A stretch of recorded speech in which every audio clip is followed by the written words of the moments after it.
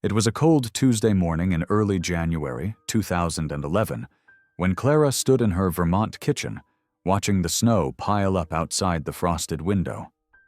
The smell of burnt toast lingered in the air. She wore her favorite oversized hoodie, one of the few pieces of clothing that made her feel even halfway comfortable.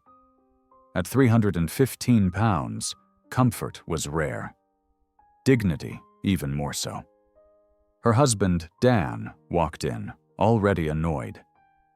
He looked at the untouched plate on the counter and sighed, like it personally offended him. "Clara," he said, grabbing his coffee, "could you at least try not to burn breakfast? I have a meeting. Real people depend on me." Clara swallowed hard. She wanted to say something. Anything. But her voice had grown so quiet over the years, she barely remembered how it felt to speak up. Instead, she nodded, apologizing under her breath. Dan didn't stop there. "Maybe if you put half as much energy into your appearance as you do eating, I wouldn't be so embarrassed taking you out. You ever think about that?" The words sliced deeper than the freezing wind outside. Clara didn't cry. Not anymore. After years of being ridiculed, dismissed, and body-shamed, especially by the man who once promised to love her, she had built up a numbness. Not strength, just survival. Dan grabbed his keys and walked out without another word. The front door slammed behind him, and the silence that followed felt heavier than his insults. For Clara, this wasn't new. Since they got married, Dan had made it his routine to remind her she wasn't good enough, not pretty enough, not thin enough, not worth enough. He would compare her to women on TV, comment on strangers' bodies in public, laugh when her clothes didn't fit. She couldn't remember the last time he looked at her with kindness, or like she was human. She had once been a bright young woman full of ambition, raised in Vermont with values that spoke of respect, love, and hard work. But somewhere along the way, she lost sight of her worth. She gave up dreams of starting her own bakery, of going back to school, of building prosperity. Everything became about making Dan happy, keeping the peace, disappearing into the background. Later that night, they were invited to Dan's work party. Clara didn't want to go, but he insisted. "They already think I settled," he muttered while tying his tie. "Just don't embarrass me." She wore a black dress that barely zipped, and flats because her knees ached. At the party, she sat alone, while Dan laughed with coworkers, making no effort to include her. Clara could feel their eyes, their whispers. "Is that his wife?" one woman whispered. "Poor guy," another chuckled. Clara left early, alone. As she walked home in the snow, the cold biting at her cheeks, something inside her finally cracked. Not in a dramatic movie scene way. Quiet. Final. A quiet kind of decision that feels like breathing for the first time. She looked up at the Vermont sky and whispered, "No more." That night, Clara didn't cry. She opened her laptop, typed "how to lose weight when you have no money" into Google. It was the first time she searched for something for herself in years. Not for Dan, not for anyone else. And that was the night everything began to shift. Not just the pounds, but the values she'd forgotten, the health she'd abandoned, the wealth of spirit she once carried buried under shame. That night, Clara made a decision. Not to be skinny, but to be powerful, to be free, and to never let anyone, especially Dan, decide her worth again. The morning after the party, Clara sat on the edge of her bed, staring at her reflection in the mirror across the room.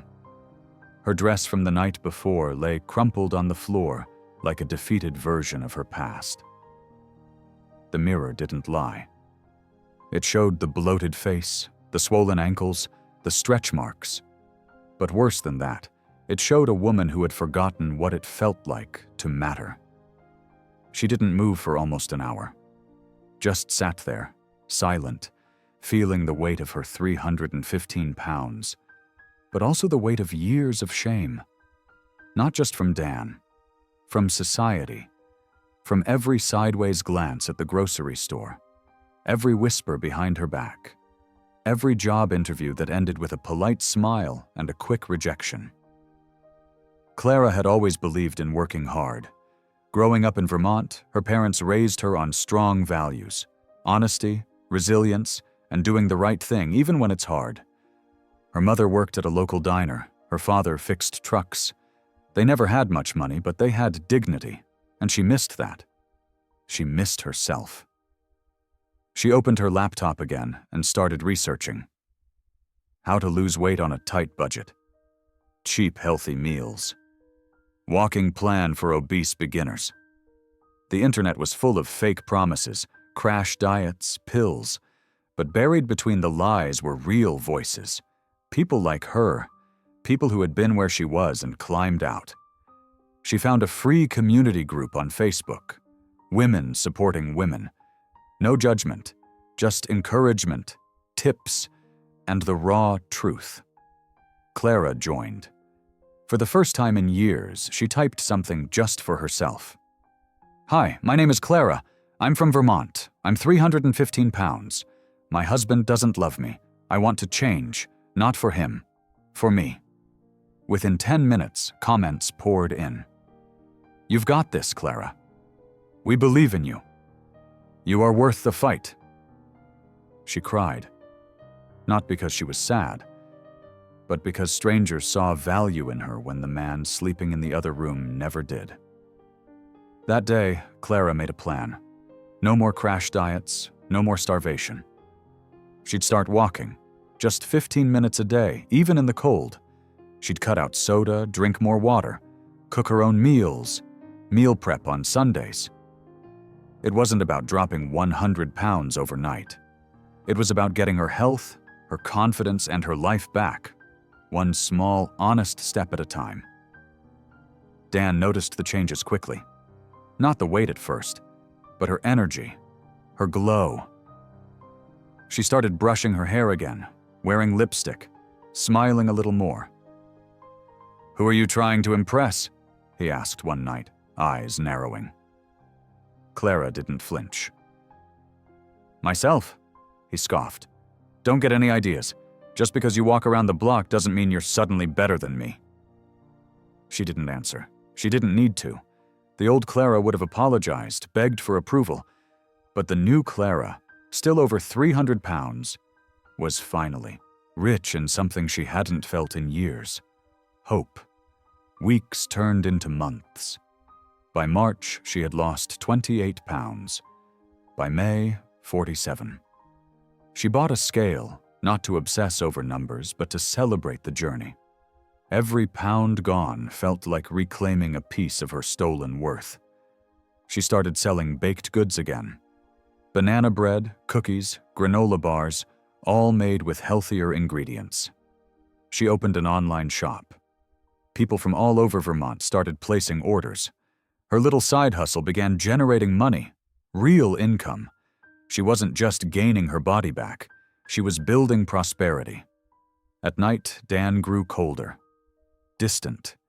He didn't like her change, didn't like her smiling, didn't like her being seen. "People talk, Clara," he said one evening. "You think they're laughing with you? They're laughing at you." She looked at him calmly. "Maybe, but at least I'm no longer invisible." That summer, she hit a milestone. 100 pounds lost. Her doctor called her transformation stunning. But Clara wasn't doing it for compliments. She was doing it to breathe without pain, to tie her shoes without holding her breath, to walk into a room and not feel like she had to shrink. She was becoming a new woman. One day, Dan came home early and found her live streaming a baking tutorial in their kitchen. Over 500 people were watching. He laughed. "You think you're some kind of influencer now?" She smiled. "No, I'm a business owner." His jaw clenched, and in that moment, Clara knew He was afraid. Not of her success, but of losing control. But Clara wasn't his to control anymore, and she was just getting started. By late July, Vermont was buzzing with the warmth of summer. The days were long, the air smelled of fresh-cut grass, and Clara's life was no longer defined by shame or silence. She had lost over 112 pounds by then. But more importantly, she had gained something most people never even notice until it's gone: self-respect. She still lived in the same small house, still slept in the same bed. But inside, she was no longer that woman begging for crumbs of kindness from a husband who only saw her as a burden. Her business, Clara's Clean Comfort, had exploded online.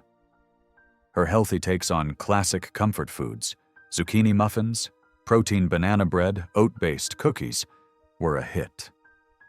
Her baking wasn't just about money. It was about values, nourishing food made with care from a woman who had starved emotionally for too long. One Thursday morning, she stood at the local farmer's market, her table lined with small brown boxes, each tied with a string and a handwritten note inside. Customers smiled, complimented her, and some even asked for photos. "You're really an inspiration," one young woman said. "My mom follows your recipes. She's lost 20 pounds and swears by your tips." Clara beamed. "Tell her I'm proud of her." Dan hated the market days, not just because she was gone all morning, but because she came home glowing, energized, seen. "You're getting too full of yourself, Clara," he snapped one night after slamming the fridge shut. "Don't forget who paid the bills when you were just sitting around eating all day." She didn't yell, didn't cry. She looked at him straight and said, "And don't forget who you used to mock in front of your friends, who you told no man would ever want. Funny how that woman now makes more money in a month than you do." He turned red. "You think you're better than me now?" Clara sighed. "No, Dan. I just finally know I'm not less." She walked away, letting the silence settle like dust in the room. That same week, her story was picked up by a local news blog. Vermont woman transforms her life and her town's taste buds.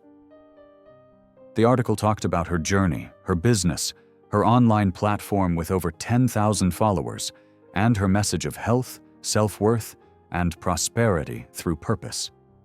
The comments section overflowed with love. "This woman gives me hope. She turned pain into power." Dan read the article on his phone that night. He didn't say a word. But Clara noticed something new in his eyes. Fear. Not of her leaving, but of the world realizing she never needed him. At the next market, an older man approached her table. He wore a plaid shirt, old work boots, and a wide smile. "Ma'am, you hiring?" She smiled politely. "Not just yet, but maybe soon. What's your background?" Before he could answer, Clara looked up and froze. Dan, standing 10 feet away, staring at her. He looked tired. Smaller. Not physically, but in presence. Like the weight of his own bitterness had finally become too much to carry. She hadn't seen that look on his face in years. Regret. He didn't say a word. Just stood there while customers chatted and Clara handed out samples. She didn't wave, didn't nod, just focused on her work. Later that night, he spoke first. "Clara, I read what they wrote about you." She kept folding her laundry. "You've changed." She looked at him, expression calm. "No, I just stopped believing I had to stay small for you to feel big." Dan rubbed his neck. "I'm struggling at work. They cut hours. I was thinking, maybe I could help with your business. You know, deliveries or something." Clara didn't blink. "You want me to give you a job?" "I mean, we're still married." "No, Dan. We're still legally married. There's a difference." He stood there, like a boy who'd just been told no for the first time in his life. "I'm serious. I need work. I could use the money." Clara looked at him, really looked at him, and for the first time she didn't feel anger or fear. She felt free. "I'll think about it," she said quietly. "But not because you're my husband, because I'm a businesswoman, and I take my wealth seriously." She folded the last towel, placed it neatly on the shelf, and walked past him. He didn't follow. Clara stood at the doorway, the night air drifting in through the screen. Vermont's stars looked brighter than ever, and deep down, she knew. She was only halfway through her transformation. The best was still coming. By the first week of October, Vermont had turned gold and crimson. The leaves carpeted the sidewalks, and a crisp chill filled the morning air. Clara loved this time of year, always had. But this fall, it wasn't just the seasons changing. It was her. She'd officially lost 148 pounds. Her doctor called it remarkable. Her followers called it inspiring. But Clara didn't see a number. She saw a life rebuilt, layer by layer, step by step. She no longer measured her worth by the scale. She measured it in peace, in confidence, in the freedom to walk down the street with her head held high and not shrink under anyone's gaze. She had built a small empire out of her pain. And it was paying off, literally. Clara had just signed her first lease on a small commercial kitchen in downtown Vermont. No more late-night baking out of her cramped home oven. Her business, now rebranded as Red Maple Goods, had become a true success story. Local stores carried her products, she had partnerships, wholesale contracts, and her accountant had recently said something she never thought she'd hear. "You need to start thinking about investing your money." She laughed at first, but he wasn't joking. Clara was finally building real wealth. And not just the financial kind. Her heart was full. Her soul felt strong. She had health, and she had purpose, and both had become non-negotiable. That weekend, a local entrepreneur event was being held at the town hall, a networking mixer, mostly, sponsored by the Vermont Business Women's Association. Clara was invited as a guest speaker. She almost said no, but then she found the dress. It was a deep, rich red, sleeveless, fitted, and nothing like what she used to wear when she tried to disappear into the background. She looked in the mirror, the same one from Chapter 1, and this time she didn't see shame. She saw power. At the event, heads turned when Clara walked in. The air smelled like cinnamon and pine, the room full of small business owners, local press, and community leaders. Dan was there too. She hadn't expected that. He stood near the back, arms crossed, nursing a glass of cheap white wine. He hadn't seen her yet. But she saw him, and for the first time, her heart didn't race. It didn't hurt. It didn't even twitch. She smiled. During her speech, Clara shared her journey, not the sanitized version, the real one. "I didn't come from wealth. I came from pain, from shame, from a place where the people closest to me made me feel small. But pain taught me something. It taught me that my worth doesn't come from what I look like, or who loves me.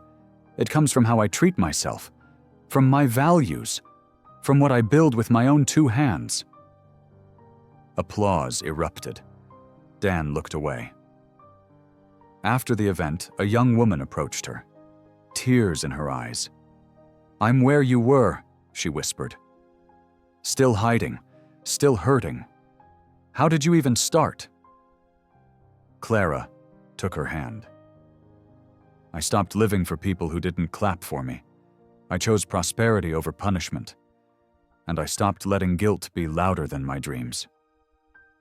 Back home that night, Clara walked into the kitchen, heels in hand, the red dress still hugging her curves. Dan sat at the table, quiet. "You looked different tonight," he muttered. "No," Clara replied softly. You're just seeing me now because the world finally is." He leaned forward. "I wasn't always a bad guy, Clara." She tilted her head. "No, but when it counted, you weren't good either." Silence stretched between them like a tired rope. "I put in a job application at that new warehouse," he said. "Didn't want to rely on you. I know that's over." She nodded. "Good. Everyone's got to stand on their own 2 feet sometime." He sighed. "Do you ever think about us, about starting over?" Clara looked at him, really looked, and for a second, the years they shared passed between them like smoke, but they didn't burn anymore. "I don't hate you, Dan, but I love me more now, and I won't go backward." As she walked away, her phone buzzed. Another order, another milestone, another step forward. And for the first time in her life, Clara didn't feel like she had something to prove. She was already enough. By the second week of November, the winds in Vermont had turned sharp. Trees stood bare, and the ground was dusted in early snow. Clara walked into her bakery-turned office just after 7 in the morning. The lights buzzed softly overhead, the smell of fresh cinnamon rolls and oat bars warming the space. Her new assistant, Ellie, was already prepping orders. Clara greeted her with a warm smile and got straight to work. Orders had doubled since the news feature, and her newest gluten-free almond bars were selling out every week. Business was booming, but something deeper was blooming in Clara. Security. The kind that came not just from money, but from knowing she built all this with her own hands. That her wealth was tied not to someone else's approval, but to her own resilience. She checked the day's agenda, then froze. There it was. 10:30 appointment, Daniel Harper, interview. She stared at the name for a moment, then closed the calendar. It had been exactly 3 weeks since Dan had asked for a job. Clara hadn't answered then. She needed time. Not because she didn't know the answer, but because she wanted to be sure her reason came from clarity, not old pain. At 10:30 sharp, he walked through the door. Dan looked different. Not thinner, not older. Just faded. Like time had caught up with him. Like someone who was finally realizing the cost of the values he never cared to protect. "Morning," he said, clearing his throat. Clara nodded. "Have a seat." He sat across from her, quiet, fidgeting. "I've applied to a few other places," he said after a long pause. "But they're not hiring full-time. I've got experience in logistics, deliveries. I could help with local orders, inventory, whatever you need." Clara studied him, not with judgment, just with presence. "Why here, Dan? Why my business?" He looked down at his hands. "Because I know it's real. What you've built. I know how hard you've worked, and because I don't want to be who I was anymore." Silence filled the room. Clara leaned back, arms crossed. "You once told me I was lucky you married me, that no one else would want someone like me." He shut his eyes. "I was wrong," he whispered, "and cruel." "You didn't believe in me," she continued. "Not in my health, not in my potential. You laughed when I said I wanted to build something." "I know." She looked around the bakery, at the polished counters, the full shelves, the framed article on the wall titled, "From Shame to Success, One Vermont Woman's Journey to Real Prosperity." "You see all this?" she asked. "It came from the pain you gave me. I turned it into purpose, into prosperity, into a business that runs on truth, not fear." Dan nodded. "I see that now, and I'm not asking for pity, just a chance, any chance." Clara stood, walked to the window. The snow had started falling again. Gentle, steady. She turned back to him. "You want a job, Dan?" "Yes." "Then fill out an application like everyone else. If your experience fits, we'll talk." He looked stunned. "That's it?" she nodded. That's it, because here we hire based on merit, not pity, not history, and certainly not guilt. Dan swallowed hard. Thank you. One more thing, Clara added. If I do hire you, you'll be reporting to Ellie, my assistant. She's 24, sharp, and she doesn't owe you anything. Dan nodded again. Understood. As he stood and walked toward the door, Clara called after him. Oh, and Dan? He turned. This place? This is my legacy. I protect it like I protect my peace. Don't ever forget that. He gave a small nod and left. Clara exhaled deeply.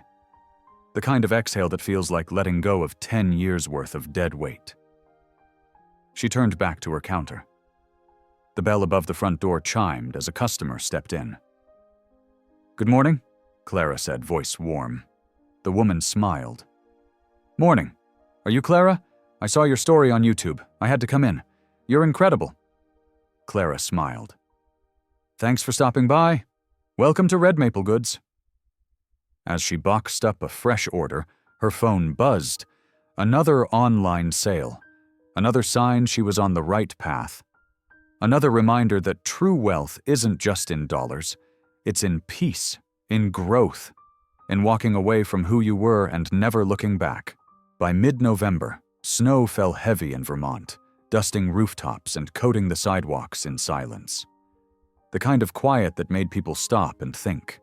The kind that made Clara realize just how far she'd come. Red Maple Goods was no longer just a local name. Clara's online presence had grown fast, too fast for her to keep up alone. So she brought on 2 new hires, both women. One was a single mom from Barra who'd been looking for work for 6 months.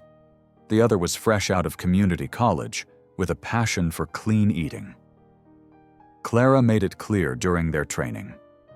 This business runs on values, respect, integrity, real work. I don't care where you came from, I care where you're going. Dan's application had been accepted, but Clara held no special favors. He showed up on time, delivered baked goods in the branded van. Didn't complain, but he stayed quiet. Something about him looked smaller now, not in size, but in spirit. Ellie, her assistant, didn't trust him, and Clara didn't blame her. Why keep him around? Ellie asked one Friday while prepping a shipping order. Clara paused. Because I believe people can change. Doesn't mean I forget who they were. But sometimes, giving someone a job gives them a mirror. Ellie nodded. Still, he doesn't deserve all this. No, Clara said, sealing a box. But I do. That weekend, Clara was invited to speak at a women's health conference in Montpellier. Her session, titled From Weight to Worth, How I Lost 148 Pounds and Found Myself, was standing room only. The audience cried, laughed, and rose to their feet when she finished. One woman approached her afterward, eyes red. I've been married 20 years. He says I'm lazy, that no one else would ever love me. But after today, I don't believe him anymore. Clara took her hand gently. Then today is your day 1. On the drive back to Vermont, Clara thought about all the women like her. Stuck, unseen, dismissed, told their bodies were the problem when the real issue was how the world treated them. Dan had once told her, no one's hiring fat women to run businesses. Now, she was the one creating jobs, the one building prosperity with every sale. Back at the bakery, the staff had decorated for Thanksgiving, pumpkins on the counter, twinkle lights in the windows. Clara walked in wearing a burnt orange coat and boots she hadn't fit into in years. Dan was wiping down shelves when she walked by. Busy day? He asked, not looking up. Always is this time of year, she said, removing her gloves. He hesitated, then added, You were incredible at that conference. Clara blinked. You watched? He nodded. Twice. A pause. I didn't know how strong you really were. I just thought I thought if I kept you small, I'd stay in control. You did, Clara said calmly. Until you didn't. He swallowed hard. I lost something real, didn't I? Clara tilted her head. No, Dan. You didn't lose me. You let go of me. That was your choice. He nodded slowly. The next day, Clara received an email from a corporate food distributor. They wanted to stock her gluten-free energy bars in select stores across New England. It would mean scaling production, hiring more staff, expanding her commercial kitchen. The email ended with, "We believe in the brand. We believe in your vision." Clara sat in her office, staring out the window as snow drifted past. Her old life, the woman trapped under 315 pounds of shame, felt like a ghost she no longer carried. Now she held something heavier, but in the best way. Power. Not loud, not cruel, but real. The kind that comes when you survive everything meant to break you and still choose to build. That night she updated her company's website. On the About Us page, she added a new line beneath her photo, built from pain, driven by purpose, rooted in love, focused on wealth that matters. She clicked save and smiled. Thanksgiving in Vermont hit different that year. The morning of Thursday, November 24th, Clara stood in the kitchen of Red Maple Goods, tying her apron over a thick sweater as the smell of nutmeg, almond, and warm oats filled the air. Snow flurries danced outside the storefront window, and inside, her team bustled with joy, not stress. They were working a few hours early, prepping donation boxes for local shelters. Clara had decided to close shop for the holiday, but not before giving back. I remember what it felt like to be invisible, she told her staff. So today, we serve with gratitude, not just goods. Ellie grinned. These oat muffins gonna feed the whole town. Clara laughed. Let's hope so. By 9 o'clock, Dan walked in, bundled up, carrying 3 cardboard boxes. Where should these go? He asked softly. Clara pointed toward the van. Front seat. We're driving them out together. Dan didn't argue. He'd been different lately. Quieter, steadier. But Clara wasn't mistaking silence for healing. She'd learned to read people now, not just listen. On the drive to the shelters, Dan looked over. You ever think about how far you've come? Clara smiled, eyes on the road. Every day. He hesitated. I do too. And I think about how much I didn't see. She glanced at him. You saw. You just didn't care. Dan let out a breath. I did care. I was just afraid of your strength, because if you ever realized it, I knew I'd lose you. You didn't lose me, Dan, Clara said, parking the van. You threw me away. She got out. He followed, but the conversation stayed hanging in the cold Vermont air like smoke. That afternoon, after the deliveries were done, Clara returned home to a quiet house. No guests, no chaos, just peace.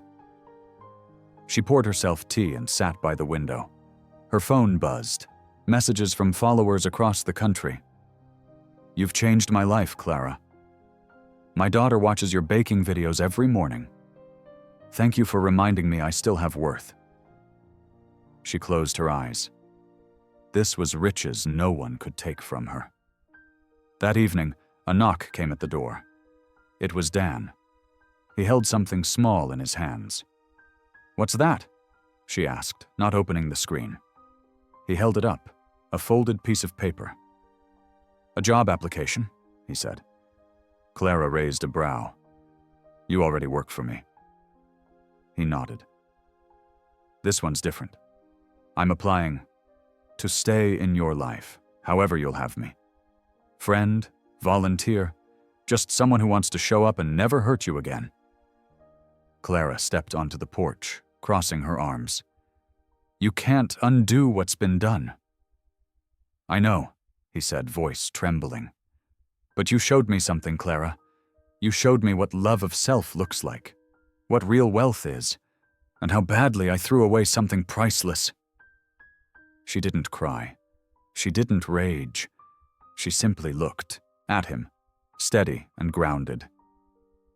"You loved a version of me who didn't love herself," she said, "but that woman is gone, and I won't ever trade my peace for a man's comfort again." Dan nodded. "I understand." He turned to leave. But Clara called after him.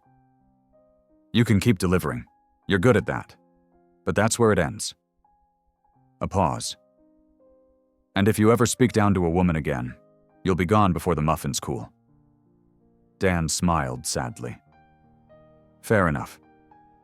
As he walked away into the snow, Clara stepped back inside, closed the door, and locked it. Not out of fear, but because boundaries are a form of love too. She turned off the lights, lit a candle, and sat at her desk. She opened her journal and wrote, "Grateful for the pounds I lost, but more grateful for the lies I let go of, for the people I released, for the love I learned to give myself. This is what real prosperity feels like." She didn't need applause, or approval, or promises. She had herself. And that was more than enough. The first snowstorm of December hit Vermont hard. It was the kind of storm that blanketed the world in white and slowed everything down. Everything except Clara. She woke before sunrise, lit a candle in her kitchen, and poured a cup of strong coffee into her favorite ceramic mug. The one that read, "Built, not broken." A gift from one of her customers. Red Maple Goods had officially hit its first anniversary.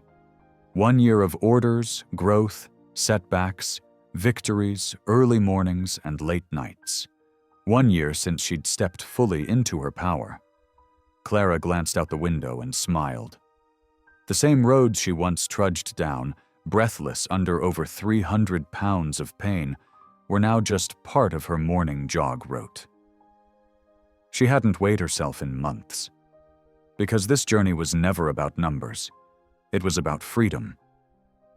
She still remembered the night Dan told her, "You'll never make it without me."